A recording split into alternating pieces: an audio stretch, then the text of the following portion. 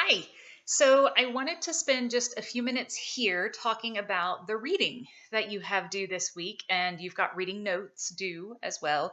The link to turn those in to me is down below. So make sure you do it by the deadline. That counts as your attendance for the day.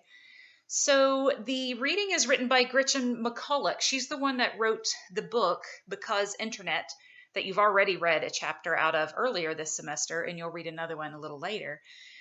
And this particular article is really interesting. I love the title. Move Over Shakespeare, Teen Girls Are the Real Language Disruptors.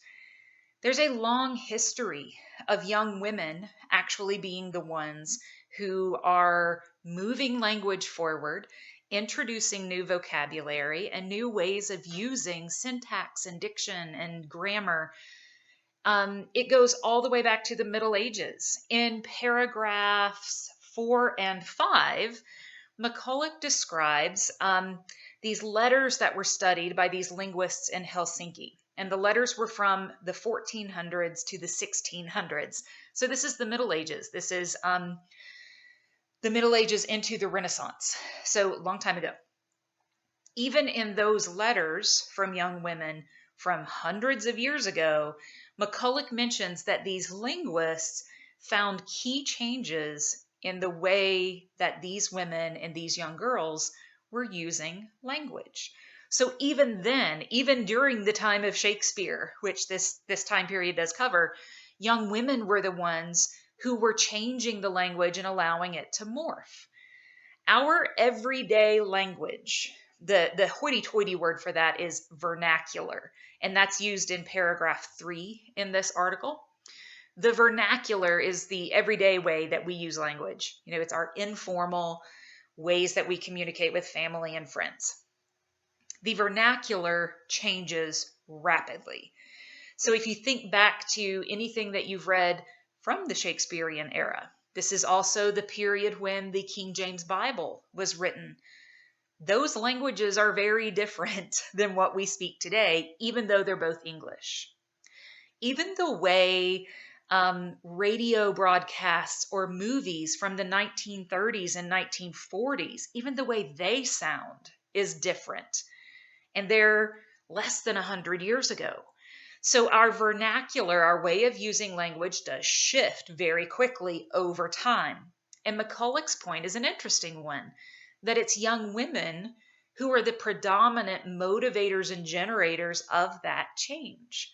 She asks some really interesting questions about that, beginning in paragraph 7, where she talks about young women today kind of being on the forefront of social media, using it. You're going to hear my dog walk by. There she goes.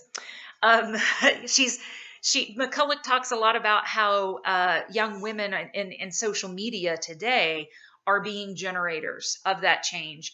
And she asks, well, why? Why young women? And she brings up some interesting ideas that are, I think, worth thinking about.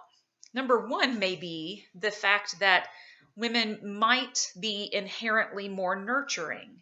And so the ways that young women communicate with one another is a much more emotional connection. And so those shifts in language take on this kind of heavy, nurturing, emotional weight to them. And that's what causes them to proliferate. So more and more people start using this new way of language. It could also be because young women are tend to be more empathetic towards one another in a lot of ways, not always on social media. We all know how hateful it can get. But perhaps it is that empathy and that connection between young women that causes them to shift the way they're using language. One key way to think about this, I think, is especially in terms of nicknames or the ways that we refer to friendships or relationships. An recent example, though hopefully falling out of fashion, it's a weird one, is bae, right? B-A-E. So the term itself being used to denote a loved one, someone that I'm in a relationship with, my bae kind of thing. That is a change that's been recent, is a change that was generated through social media. And if we think about the users and the forefront of social media, that's young women. So, this is a fantastic example of cause and effect when it comes to language, which is what your essay is going to be about. So, if you think about this reading in particular, there are a lot of causes that McCulloch is looking at here. Why do young women do this? Well, maybe it's because they're more empathetic. Maybe it's because they use social media more. Maybe it's because they're more connected to one another. They have these deeper emotional relationships. They're more nurturing.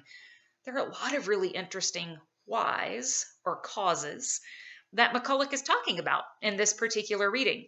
So, as you're taking your notes, as you're rereading it, as you're thinking about it before you submit your notes to me on here on Moodle, really think about it in terms of cause and effect.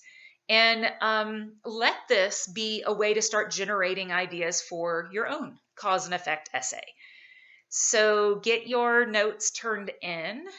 Really sit with this reading for a little while and process it, especially since we can't sit in class and discuss it together. And let it help you generate some ideas as well.